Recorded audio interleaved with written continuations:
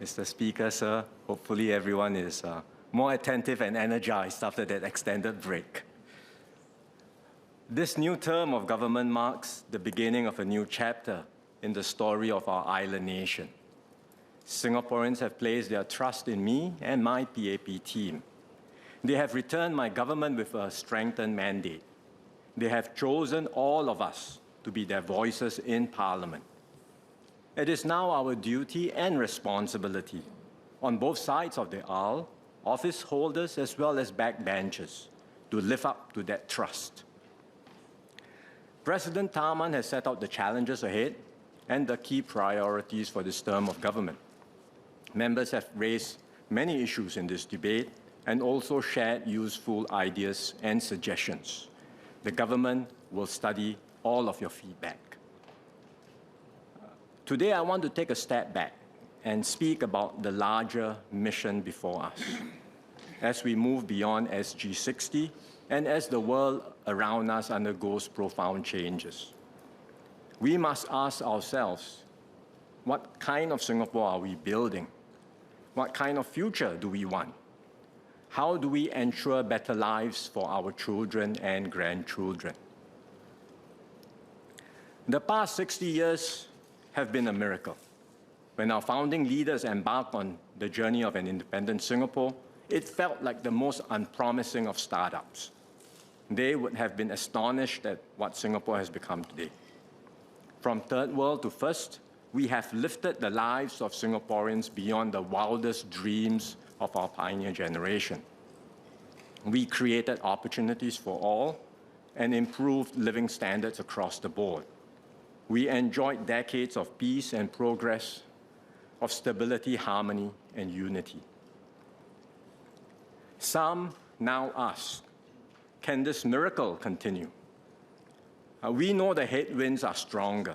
The external environment is more contested, more unpredictable, and more challenging for small states like Singapore. Our economy is maturing, and our population is aging. So growth will inevitably slow. And many young people worry that they may not do better than their parents. In the past, when education levels were lower, securing paper qualifications was seen as a sure ticket to success.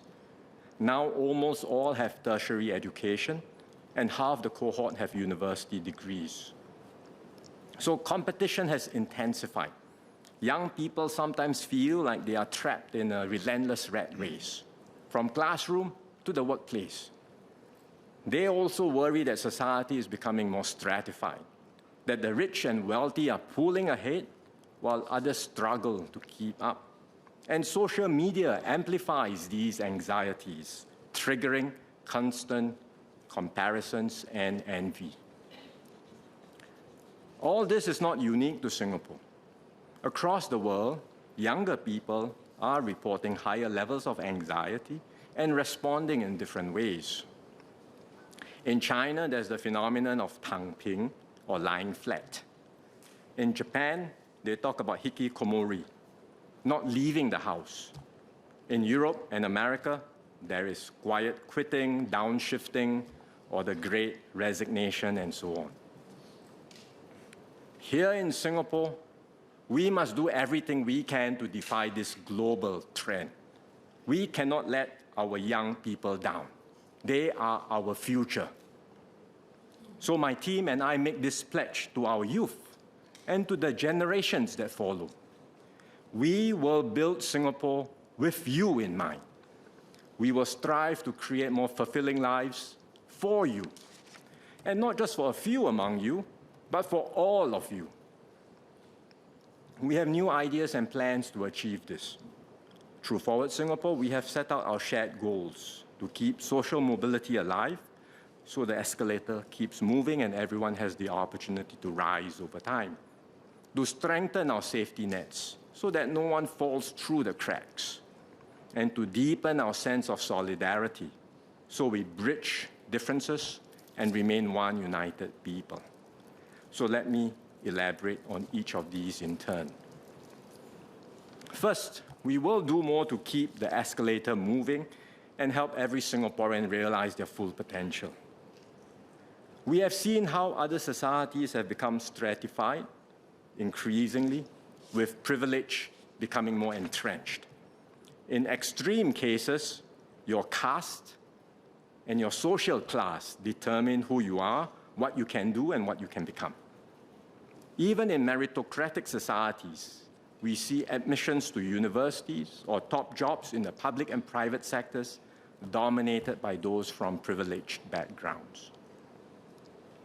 Governments everywhere try to rectify this.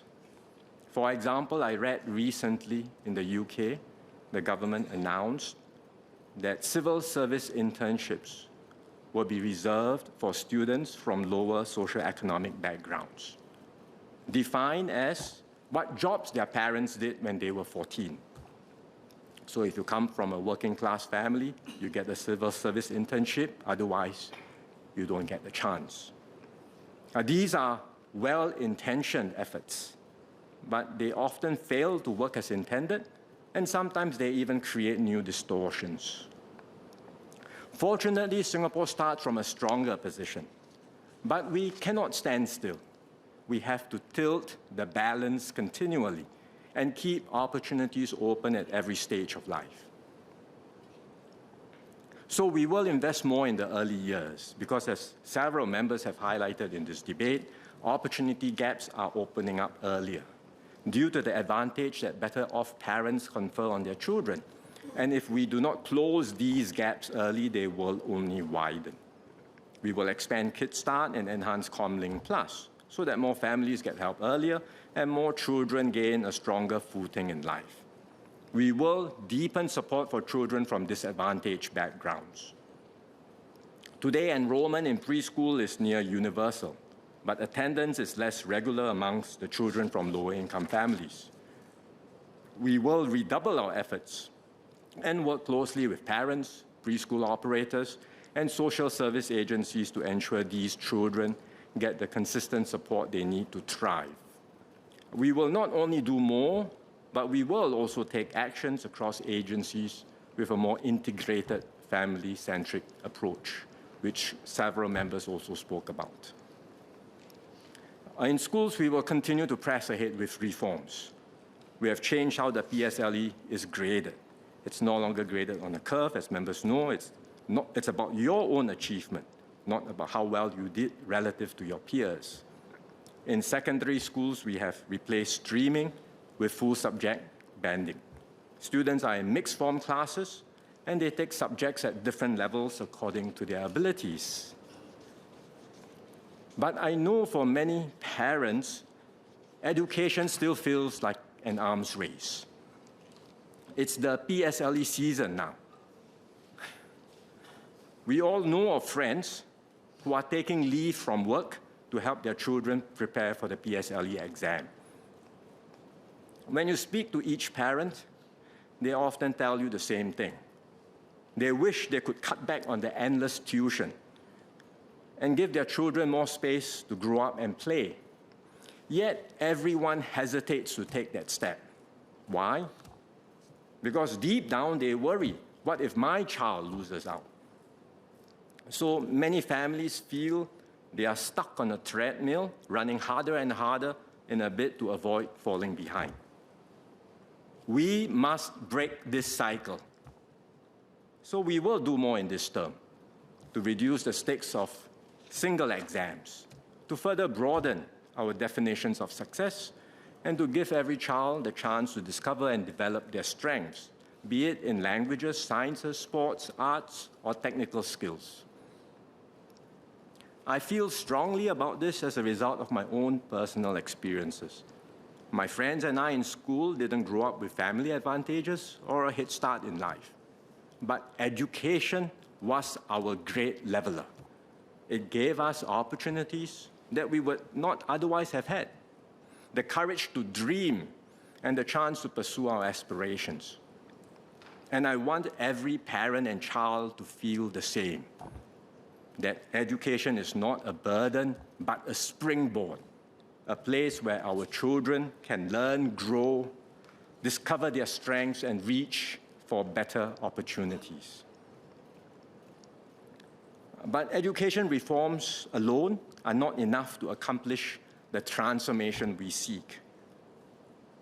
Because if employers still cling to narrow academic criteria to judge ability, then the arms race will simply shift from schools to workplaces. Parents will continue to feel that grades are the only ticket to success. I remember when we had our Singapore conversation some years back, someone told us, "I'm glad you are trying to make every school a good school, but you cannot succeed unless every job is a good job." And that person is right. So we must change how we hire and promote. This is not at all an easy task, but we have already started.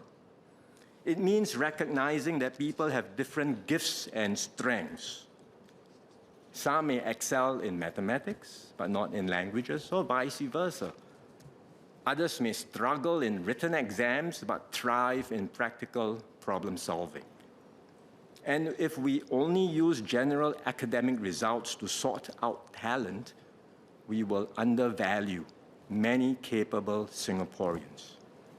We will miss out the many other competencies and intelligences that exist amongst us and that are just as important.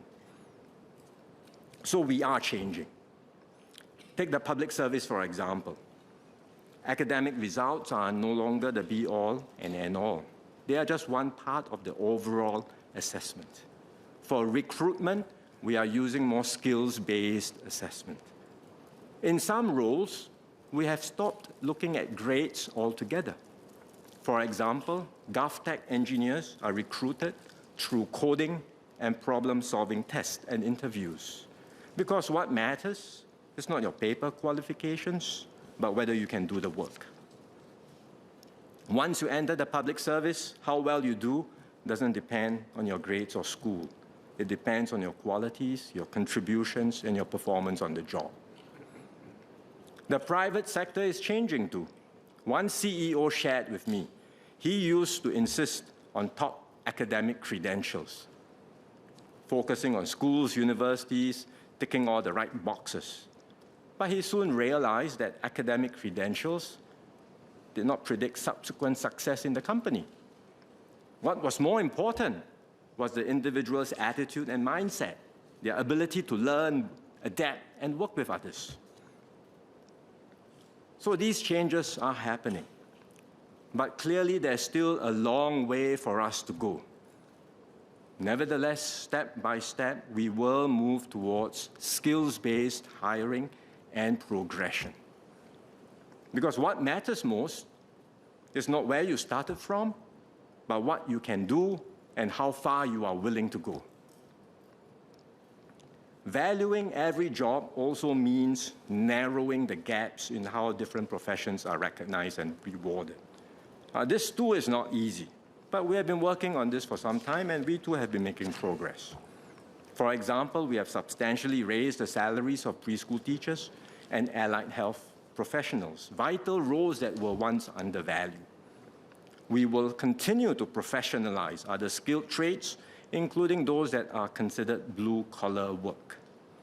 Together with the labor movement, industry, and institutes of higher learning, we will create more structured career and learning pathways so that tradespeople and essential workers can advance, grow their skills, and be recognized for their contributions. Pay matters, but ultimately, this is not just about pay. It's also about mindset, a whole of society mindset. Much depends on how society as a whole views the different pathways that people choose. Let me give you an example. In the past, parents resisted when their children wanted to pursue careers in fields like sports and culinary arts. Many young people would take a more conventional path first to please their parents and then only chase their passions later. I know of many friends who did that. Today, more parents embrace such choices because society now celebrates our athletes, our chefs, and our artists. We take pride when their achievements put Singapore on the world map. So yes, progress has been made. Yet we all know that there remain vocations where pay is not the main issue. Rather, it is societal recognition and respect that continue to lag behind. So while the government will do our part, the deeper change must come from society. We must move from a narrow meritocracy based solely on grades to a broader and more inclusive one. Steps which we have been making already over the years, but we must continue to move more in this direction. A broader and more inclusive meritocracy that encourages excellence in every field, that values a diversity of abilities and talents, that accords dignity and respect to all forms of work and to the people who carry them out. And that's how we can keep social mobility alive, so every Singaporean can rise on the strength of their contributions and will be respected.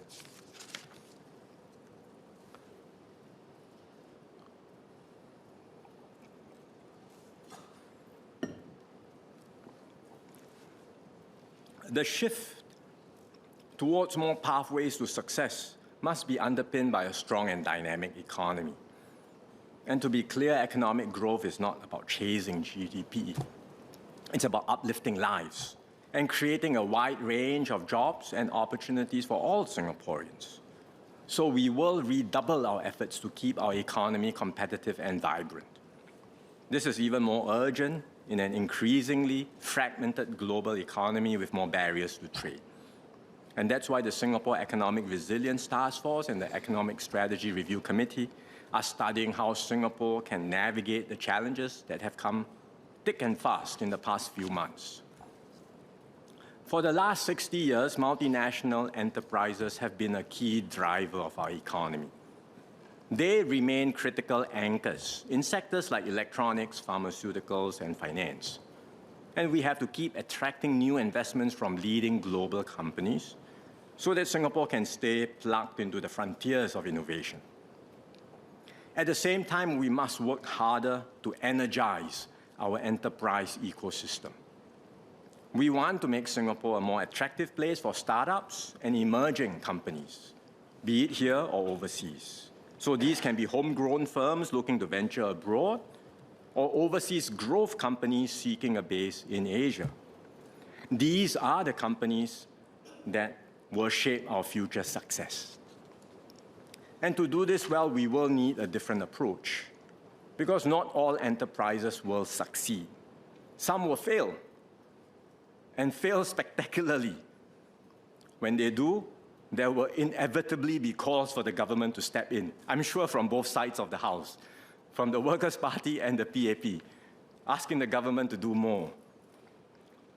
And perhaps from time to time we will, but if we try too hard to shield every company, we risk ending up with more zombie firms, propped up artificially, stifling renewal and enterprise dynamism.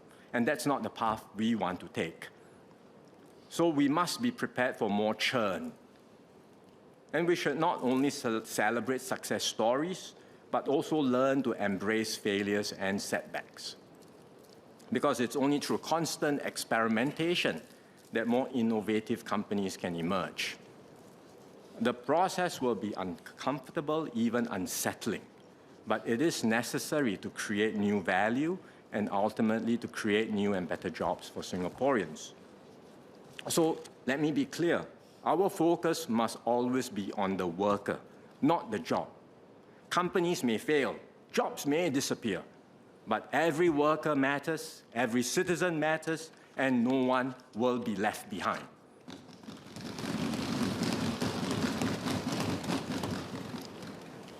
In this fast-changing world with greater churn, we also need to offer Singaporeans sufficient assurances so they can deal with the disruptions with a greater sense of confidence and security.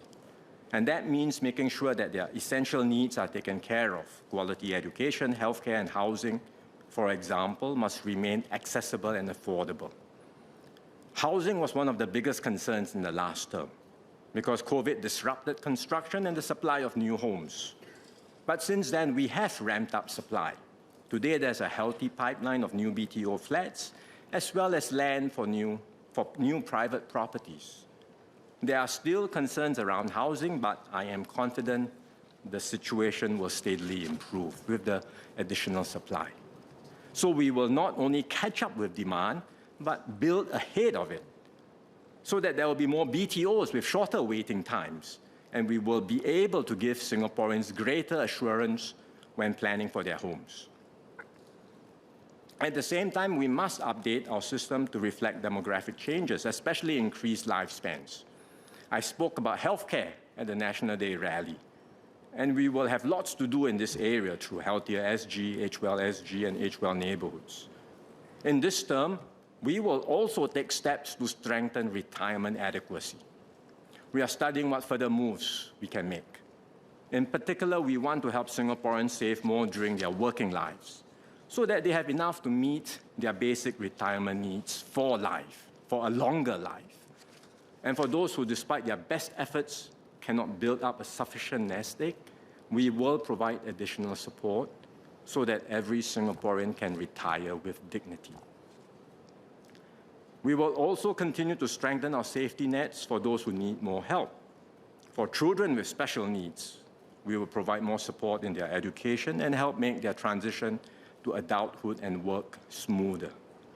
For people with disabilities, we will give them more opportunities to pursue their aspirations and lead fulfilling lives. For those who encounter setbacks, we will help them get back on their feet, because setbacks are part of life. And in Singapore, everyone is due second and third chances.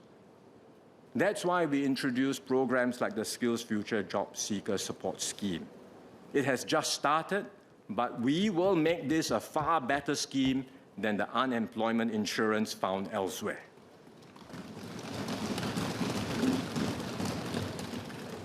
All of these measures are helping to bring down income inequality in Singapore. Our Gini coefficient is now at its lowest in more than 2 decades. Previously, the Gini was measured only on income from work. DOS, the Department of Statistics, has since updated the measure to include income from all other sources like rental and investments. The full data will be published soon, but I'll share the headline findings with this House first. The revised Gini coefficient comes out slightly higher. We're talking 0.38 as compared to 0.36 after taxes and transfers. We had expected this, but what matters more is the trend. Even with the revised measure, the Gini continues to move downward. So inequality in Singapore is narrowing, and we are determined to keep it that way. We have ways to mitigate wealth inequality in Singapore. A large share of household wealth here is tied up in property. So we have taxes on property, progressive taxes on property, and stamp duties on property transactions to ensure those with more contribute more.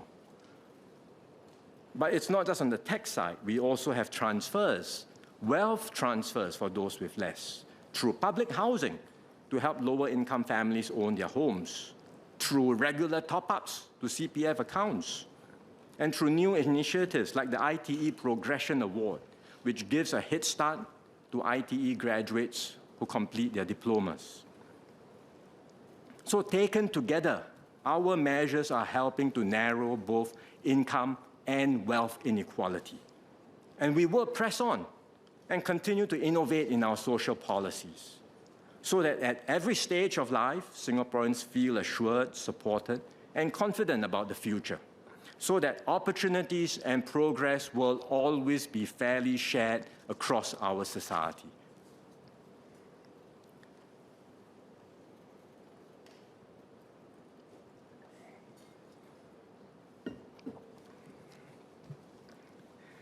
As we work towards a fairer society, we must also accept a basic truth. Not every journey will reach the same destination. Even if we succeed in leveling the starting point for everyone, some skills and talents will always be more in demand than others. some jobs will command higher pay.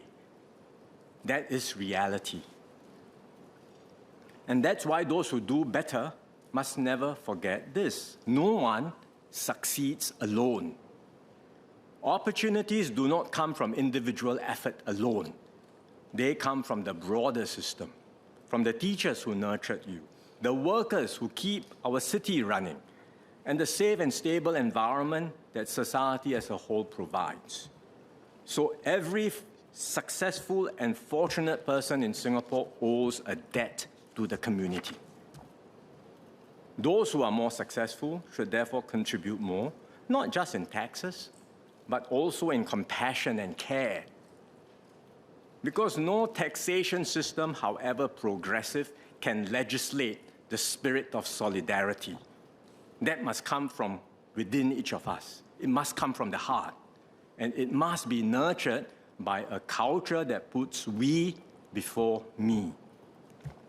And that's why I spoke about a we-first society. It's one that strives for the collective good, not just self-interest. It's one that values solidarity, even as we recognize our individual differences. To be clear, we first does not mean suppressing the me. It means the me can only thrive when the we is strong. So we need to embrace our individuality and help everyone be the best possible versions of themselves. At the same time, we have to look out for one another and lift each other up. Only then can we be greater than the sum of our parts. This we-first spirit of solidarity is not new. This is how our forefathers of different origins, languages, and religions came together to forge one Singapore. And over the decades, through painstaking and patient effort, we have built up this social capital. And today, the bonds among Singaporeans are stronger than ever. But we cannot be complacent. And I'll share with you findings from recent surveys. They show, for example, that only 1 in 3 young Singaporeans had ever volunteered. That more than half said that most of their friends were from the same socio-economic group or race as them. We worry about these trends. Because if we know less of one another, if we have less in common, then we risk seeing each other not as fellow citizens, but as competitors, as people from different tribes. And competition can easily turn into envy, resentment, and division. So we must work harder to create more spaces and opportunities to mix and interact, be it at schools, in the workplace, or in our neighborhoods. It will take the concerted effort of everyone, generation after generation, to make sure that our diversity adds and doesn't subtract. Sometimes we overdo it, and the efforts become contrived. The older members of this House will remember when PA started the community games back in 2012. It required teams to include members of different races. That was the rule to take part in a community game. But some groups sign up phantom players just to meet the quota. The intent was good, but the outcome fell short. And it's easy to look back and laugh at what happened then, but we all know that fostering more of such interactions is very hard to do, and at the same time, it cannot be left to chance. Since then, we have learned better how to do this. Today, PA organizes more sports and activities that more naturally bring residents together, regardless of age, race, or background. We have merged residents and neighborhood committees into residents' networks so that people from public housing and private property can interact more freely. And as a government, we will continue to work hard to build up our social capital, to bind communities together, to connect us each to each, regardless of race, language, or religion. And I might add, also regardless of social economic background. At the same time, the whole society must make an effort. Singaporeans need to step up step out of our comfort zone, learn from more other cultures, and interact with people from different backgrounds. These may seem like small steps, but over time, they help to strengthen our social fabric, because trust grows from these everyday encounters, eating together, celebrating one another's festivals, or simply knowing your neighbor. There is no doubt that our shared Singaporean identity has grown stronger these last 60 years. In his speech, the leader of the opposition, Mr. Pritam Singh, said that being a member of a racial and religious group and our identity as Singaporeans are both equally important. Indeed, we all have multiple identities, and we celebrate these. But we should be clear-eyed about our present realities. In fact, a recent IPS survey showed that amongst some groups of Singaporeans, their religion ranks higher than their Singaporean nationality in determining their self-identity. And that is why race and religion, if exploited, can easily arouse passions and tear apart the very fabric of our society.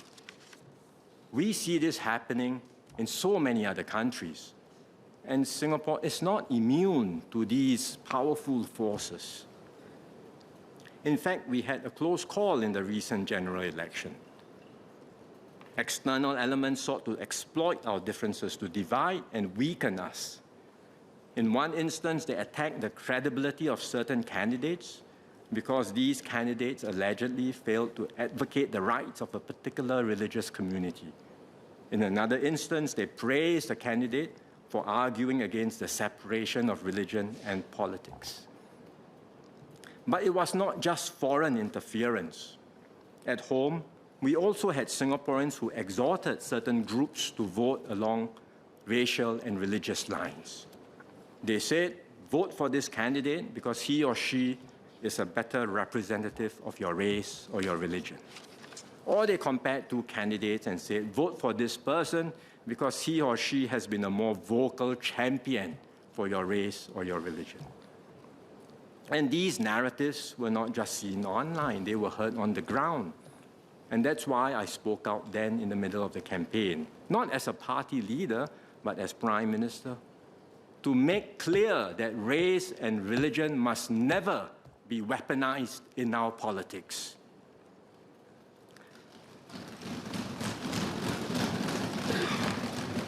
Thankfully, many Singaporeans rejected the calls to vote along racial and religious lines. They voted for the candidate that they felt was best for Singapore, regardless of race or religion. But make no mistake, had the election outcomes rewarded those who had pushed people to vote for racial and religious reasons, it would have caused a serious fissure in Singapore society. Other racial and religious groups would have mobilized to protect their own interest in a future election. This would have jeopardized the harmonious, multiracial and multi-religious society that took us 60 years to build. Looking ahead, as elections become more tightly contested, the temptation to play this card will only grow. So we must find ways to guard against this. And we have to see how all of us, as members of this House, can reaffirm our commitment to serve all Singaporeans regardless of race or religion, and forswear the use of race and religious appeals in elections. Mr. Speaker, one united people, regardless of race, language, or religion, is not just a line in our pledge. It is the foundation of our independence. It is the reason why Singapore became independent. It is the bedrock of our nationhood. Let us never forget this.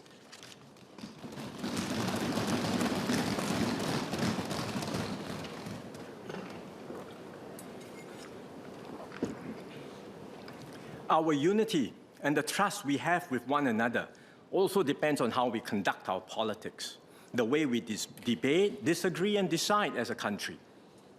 That's what constructive politics in Singapore is about. Our society is maturing, and our politics will evolve too. And so I welcome the opposition presence in Parliament. In this general election, Singaporeans have chosen to send both PAP and Workers' Party MPs here, and both sides have a duty to serve Singaporeans faithfully.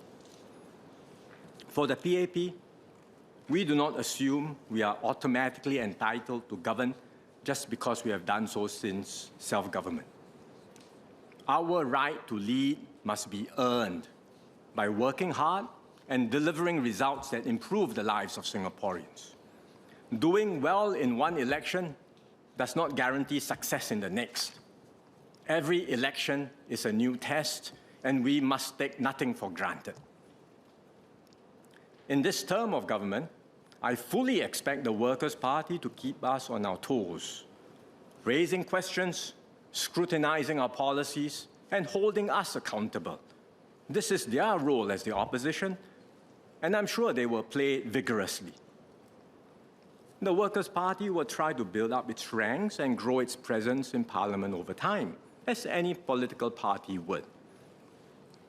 One day, it will want to take over from the PAP as the ruling party, even if it may not say so openly now.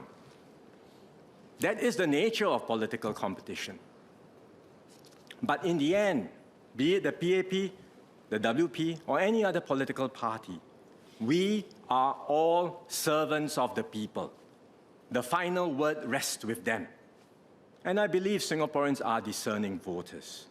They will decide which parties deserve their trust, both in government and in opposition. If any party falls short of the public's high expectation and standards, there will surely be consequences. Privilege given today can easily be taken tomorrow. So let us all conduct our politics with seriousness, with integrity, and with a deep sense of responsibility for the longer-term interests of our nation.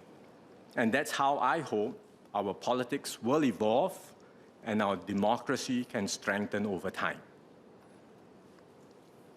Besides welcoming diverse views in Parliament, the government will do more to engage and involve Singaporeans outside of this House.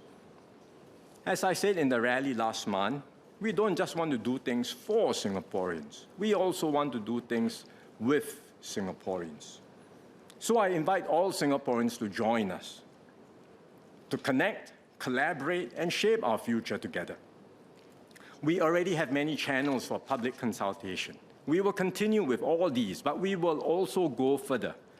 We will open up new opportunities for Singaporeans to have deeper conversations and engagements, to shape the character of our neighborhood and estates, for example, to be directly involved in policy making through citizens' panels as one possible channel, and to help set new norms on major issues like education, multiculturalism, or how we raise our children in this digital age. In particular, we want to involve our young people.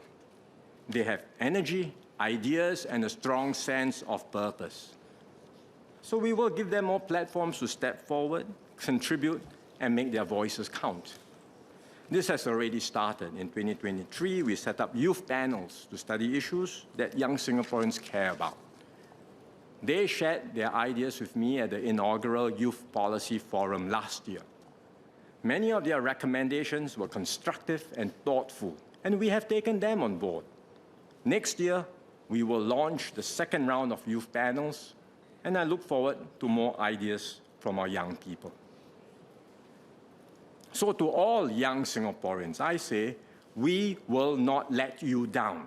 We are building Singapore for you and with you. And you too have a part to play. Work with us to secure a brighter future for yourself and your fellow citizens. Do not settle for anything less. The future is not cast in stone.